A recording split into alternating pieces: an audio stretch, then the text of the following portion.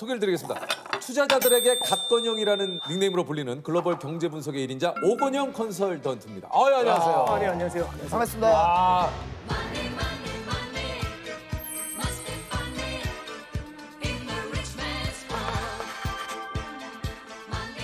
사실 그죠? 뭐 주식 시장이 요즘에 뭐 좋지는 않잖아요. 맞죠? 그렇죠, 그렇죠. 네. 예. 조셉은 어떠세요? 뭐 어떤 부분에 대해서 말씀드릴까요? 전체적으로 좀 안 좋은 것 같네요. 예, 저는 뭐 네. 현재 지금 그냥 번지 점프라고 봐주시면 돼요. 예. 그 번지 점프도 줄 없이 뛰었다고 봐주시면 돼요. 뭔지 아시죠? 꼭 좋은 일이 일어날 아, 그런데 이제 국내에서는 금융 위기급 물가 대란이 온다. 아, 네. 이게 뭐 요즘 그 언론에서도 계속 뭐 스태그플레이션, 뭐 인플레이션, 뭐 얘기가 굉장히 많아요. 네네네. 이게 좀 전체적인 상황에 대해서 좀 얘기를 해주시죠. 지금 아니, 뭡니까 이게? 이게 굉장히 많이 나오는 얘기 중에 핵심은 결국에는 인플레이션입니다. 인플레이션. 인플레이션이 왜 화두가 되느냐? 40년 만에 인플레이션이거든요.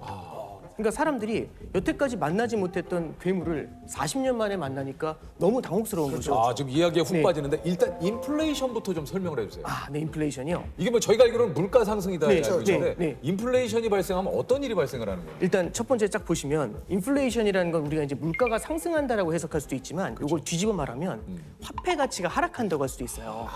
예를 들어서 맞다. 제가 갖고 있는 이 시계가 네. 예를 들어서 10,000원짜리다라고 한번 가정을 해볼게요. 네네네. 10,000원짜리인데 이게 10만 원이 되면 우리는 물가가 올랐다라고 하잖아요. 물가가 오르죠. 엄청나게 비싸졌으니까. 그렇죠. 근데 이거 뒤집어 말하면 원래는 10,000개의 원화가 있으면 이 시계를 살 수 있었는데 네네. 이제는 10만 개의 원화가 있어야 이 시계를 살 수 있죠. 화폐 가치가 떨어지는 그렇죠. 화폐 가치가 떨어졌다는 거죠. 네네네. 거죠. 야, 뭐 잠깐 들었지만 뭐 거의 뭐 똘똘이 박사님이에요. 똘똘이 박사님. 감사합니다. 예? 이게 10,000원이 있어요. 10만 원이 되면 어떻게 됐어요? 야, 굉장히 그 보시는 시청자 여러분들께서도 아주 쉽게 굉장히 또 설득력 있게 이야기를. 그렇죠. 정말 쉽게 설명해 주셨어요.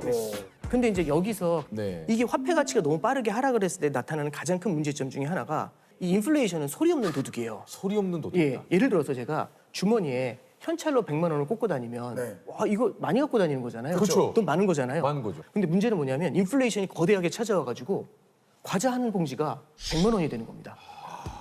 그러면 아무 말도 없었는데 제 100만 원의 가치가 확 휴지 조각이 돼버리는 거잖아요. 이게 뭐지? 이 느낌이 되는 거잖아요. 그래서 결국에는 현금을 버는 근로자들의 어떤 생활 환경 이런 것들이 굉장히 어려워질 수 있고요. 요즘 이거에 더불어서 스태그플레이션이라는 얘기가 나옵니다. 이게 이거는 뭡니까? 이제 스태그플레이션이라는 게 뭐냐면은 보통 이제 국가 경제가 성장을 하면 네. 사람들이 돈을 많이 버니까 소득이 생기잖아요. 네. 그럼 이제 수요가 늘어나요. 물건을 막 사요. 그럼 물가가 올라요. 네. 그러면 성장이 나오면 물가가 올라요. 보통. 네, 근데 그쵸. 이러다가 물가가 너무 많이 오르고 하면은 성장이 박살나거든요. 돈이 없어 이러면서 그럼 이제 성장이 위축이 돼요. 그럼 소비가 줄어들고 수요가 줄어드니까 물가가 내려가겠죠. 예, 그렇죠. 그러면 우리가 짝을 지으면은 성장이 좋아지면 물가가 올라요. 그렇죠. 성장이 떨어지면 물가가 떨어져요. 네. 이렇게 페어가 딱 잡히는데 이게 지금 말씀하신 게 인플레이션이고 저게 그렇죠. 디플레이션이죠. 이게 인플레이션, 이게 디플레이션. 디플레이션. 그렇죠. 근데 네. 이게 이상하게 엇박자가 나면은 이런 일이 벌어져요. 성장이 둔화가 되는데 물가가 뛰어요. 이걸 스태그플레이션이라고 해요. 성장이 둔화가 되는데 물가가 오르고 있죠. 화폐 가치가 하락을 하는데 성장을 바라보면서 돈의 공급을 늘리면 그 화폐 가치가 하락하는데 돈의 공급이 늘어나면 잠깐만요. 지금 어느 순간도 어디서 놓쳤어요? 솔직하게 얘기해. 어디서 놓쳤어? 솔직히 솔직하게 얘기해. 성장에서 놓쳤죠. 성장. 성장. 성장이 어디 성장이면 스태그플레이션. 스태그플레이션. 어디서부터? 솔직히 플레이스테이션 하고 싶어요. 너무 보내. 지금 죄송해요. 죄송합니다. 앞에까지 좋았는데 똘똘 박사님. 지금 사실 여기서 제가- 못 쫓아왔어요. 어디서 가냐면 이거 어려웠어요. 스태그플레이션이 좀 어려웠어요. 스테이크 들어가면서 미국 속으로 그러니까 빠졌어. 미국 속으로. 요게 간단하게 얘기하면 이제 그 물가가 상승하는데 경기가 침체되는 어떻게 보면 최악의 상황 그렇죠, 아닙니까? 그렇죠. 예. 이렇게 간단하게 정리하면 예, 그렇습니다. 그렇게 가시죠. 오히려 좀 쉬웠어요. 쉬었죠. 네, 쉬었어요. 쉬었어요. 아니 이제 최근에 금리가 많이 올랐습니다. 네. 인플레이션이 물가 상승을 뜻하는데 그래서 요즘 금리가 오르는 겁니까? 네, 그렇습니다. 이게 이제 잘 예. 보시면은 인플레이션 자체를 갖다가 그냥 놔두면 별로 안 좋은 게 이런 문제가 생겨요. 예를 들어서 지금 은행에서 금리를 1년에 2%를 드려요. 네. 와, 이게 너무 적게 주잖아요. 근데 금리를 한 4% 정도 드려보죠. 그럼 이게 2배잖아요. 오 이거 대박이다 이렇게 은행으로 가야죠. 그렇죠, 은행으로 가야죠. 근데 문제는 뭐냐면 만약 물가가 10%씩 오르면 그럼 이 정기예금 하면 안 되잖아요. 안 되죠. 그렇죠. 정기예금을 안 하고 물건을 사야겠죠. 그렇죠. 물건 언제까지 사야 되냐면 물가가 오르기 전에 사야 되겠죠. 그러면 미래에 살 걸 현재로 땡겨가지고 더 사요. 그러면 지금도 물가가 이렇게 심각하게 높은데 빵 터지면서 인플레이션이 훨씬 더 심각해지겠죠. 이게 이제 가장 큰 문제가 돼요. 그래서 이런 걸 해결하는 방법은 뭐냐면 4% 앞에다 일자를 붙이면 14가 되죠. 네, 그러면 이제 이쪽으로 안 넘어가겠죠. 그렇죠, 물건 그렇죠. 살려고. 그래서 기본적인 컨셉은 뭐냐면은 물가가 너무 세게 올라가면 이 세게 올라가는 물가를 제압하기 위해서 금리를 끌어올리는. 그래서 요즘 보면은 한국은행에서 기준금리를 인상한다. 이런 얘기가 나오는 이유가 이제 이런 데 있는 겁니다. 요거 한번 좀 본격적으로 한번 여쭤보도록 하겠습니다. 주식 이야기를 안 할 수가 없어요. 사실 지금 예. 약간 이제 금리 이야기나 이런 거 할 때 또 이렇게 계셨다가 주식 이야기 나도 모르게 그렇게 된다니까. 전문가님이 종목을 알려드리는 게 아니에요. 네, 종목을 알려드리는 게 근데 아닙니다. 그만큼 네. 다시 또 이야기에 또 쫑긋 이게 어쩔 수 없거든요. 이게 시장이 워낙에 불확실성이 너무 커요. 불확실성이 저변에 깔려 있잖아요. 이렇게 됐었을 때는 추세적인 상승이나 이런 게 나타나기가 쉽지가 않아요.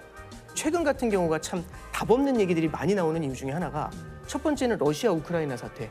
일단 예측이 안 되잖아요. 예측이 안 되죠. 얘네들이 산유국이고 그다음에 곡물을 수출하는 국가들이에요. 그러니까 여기서 전쟁이 터지니까 물가가 굉장히 많이 뛰잖아요. 그렇죠. 그게 아까 전에 말씀드린 것처럼 인플레이션을 자극을 하고 있는 겁니다. 인플레이션이 어떻게 될지 알 수가 없고 인플레이션을 잡기 위해서는 금리를 올려야 된다는 말씀드렸잖아요. 네. 금리가 어디까지 오를지가 알 수가 없어요. 그러니까 예측하지 못했었던 일들이 계속 일어나니까 시장이 계단식으로 하락을 하거든요. 그래서 이런 원인들 있죠. 안 좋은 불확실한 원인들 이런 것들을 모니터링을 하면서 조금은 기다려 보시는 게 지금은 좋을 것 같습니다. 네.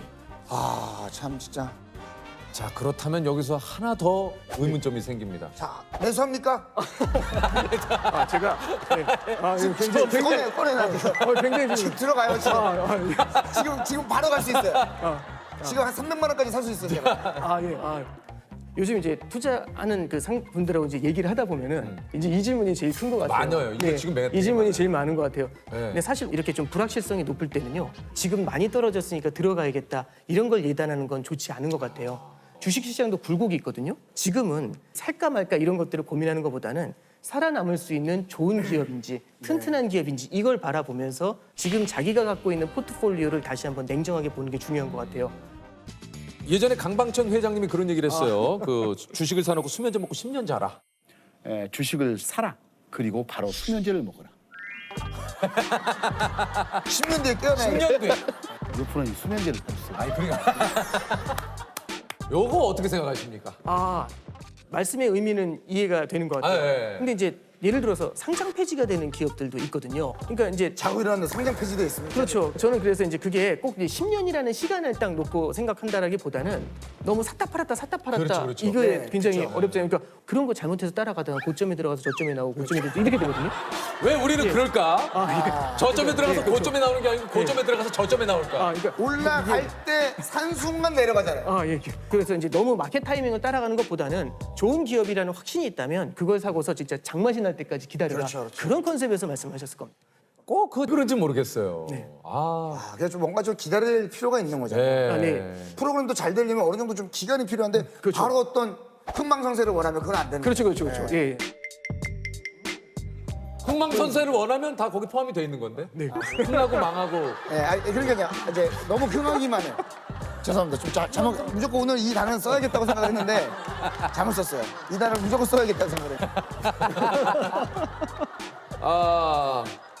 아니 우리가 이제 사실 분산 투자를 좀 얘기를 하는데 이거 좀 분산 투자를 좀 어떻게 해야 되는 건지 한번 네네. 좀 여쭤봐도 됩니까? 이게 첫 번째는 분산 투자하라고 하니까 그러면 종목 2개 사라고 이거잖아요. 한 개 사지 않고 2개. 근데 이 2개를 살 때 보면은 예를 들어서 이제 은행을 산 다음에 금융지주를 산 다음에 똑같은 은행주를 사요.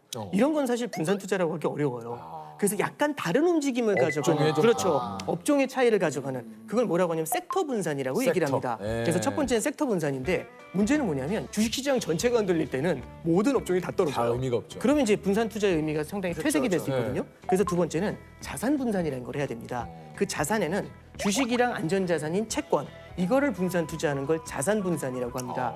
근데 주식과 채권이 또 동시에 깨지는 때가 있어요. 그게 올해 같은 케이스예요. 올해가 뭐냐면 금리가 뛰면서 주가가 빠져요. 맞아요. 이런 장이 가끔씩 옵니다. 전 스태그플레이션 이런 장이 가끔씩 와요. 그래서 이런 때를 또 대비하기 위해서 대안자산이라는 게 있습니다. 대체 투자 자산이라는 건데요. 이 대체 투자 자산에는 뭐가 들어가냐면 원자재 투자라든지 금 이런 것들이 이제 들어가게 되죠. 그러면 예를 들어서 네. 유재석이라고 하는 회사가 있고 네. 조세호라고 하는 회사가 있다. 아 예. 100%라는 돈이 있어요. 네. 분산 투자를 한다면 몇 아, 예. 프로씩 이렇게 좀. 굉장히 날카로운 질문이신데. 궁금합니다. 굉장히 이제 예를 들어서 그렇구나. 이제 좋은 것과 나쁜 것의 기준으로는 60대 40.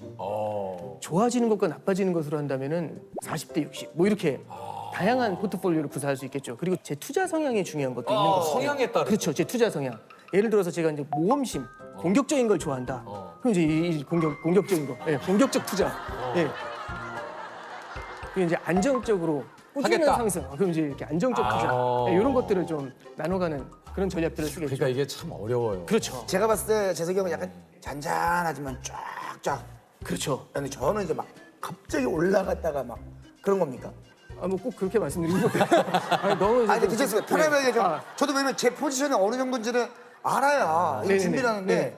제 생각엔 진짜 딱 이 느낌이 영원한 루키이자 한 번 터뜨릴 때 굉장히 크게 터뜨리시는 그런 스타일이신 것 하지만 같아요. 좀 위험이 있는. 그게 이미 탄탄한 입지를 확보하신 예, 그런 케이스가 아니신가 싶은데 예, 이렇게 유키즈에 불러주신 것만으로 감사드려요. 지금 제가 봤는데 대충 얼버무리시고 나온 것 같은데 쓱 빠져나가셨어요. 굉장히 갑자기 당황했어요, 이렇게 지금. 유퀴즈에 불러주셔서 감사합니다로 잘 빠져나온 것 같아요. 예. 조셉도 원하는 답을 못 얻었고 네네네. 우리 투자자 선생님도 한껏 진땀만 흘리다가 나오죠. 약간 뭐 아